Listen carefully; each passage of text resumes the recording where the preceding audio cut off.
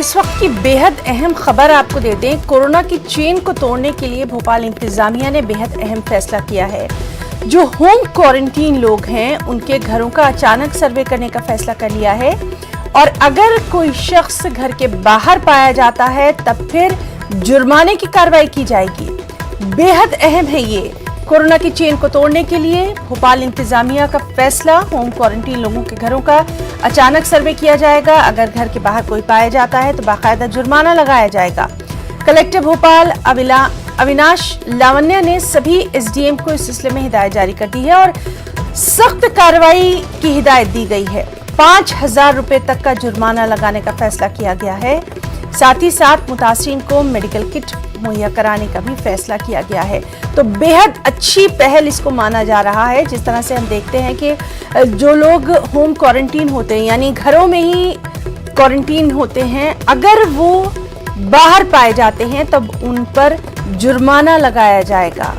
Collector Bhopal Avinash Lavanya ने सभी SDM को इस सिलसिले में हिदायत जारी कर दी है और सख्त कार्रवाई होगी। 5,000 तक रुपए का जुर्माना लगाया जाएगा।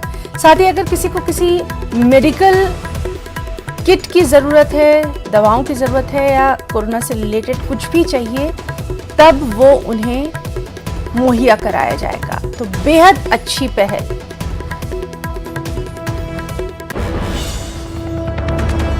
और भोपाल में कोरोना कर्फ्यू में तौसी की खबर आपको दे दें। 10 मई तक कोरोना कर्फ्यू को बढ़ा दिया गया है। अविनाश लावन्या कलेक्टर ने ये अहकाम जारी किए हैं।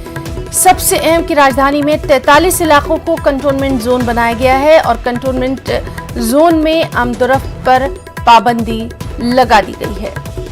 तो कोरोना की चेन को तोड़ने के लिए जिस तरह से हम लगातार देख रहे हैं कि हर रियासत अपने अपने तौर पर सख्त अहकामात कर रही है।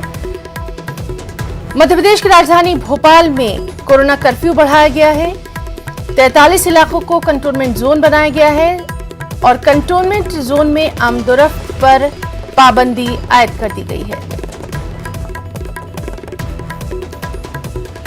मकसद सिर्फ और सिर्फ यही है कि कोरोना की जो चेन है उसको किसी तरह से तोड़ा जाए, कोरोना के बढ़ते कहर को रोका जाए।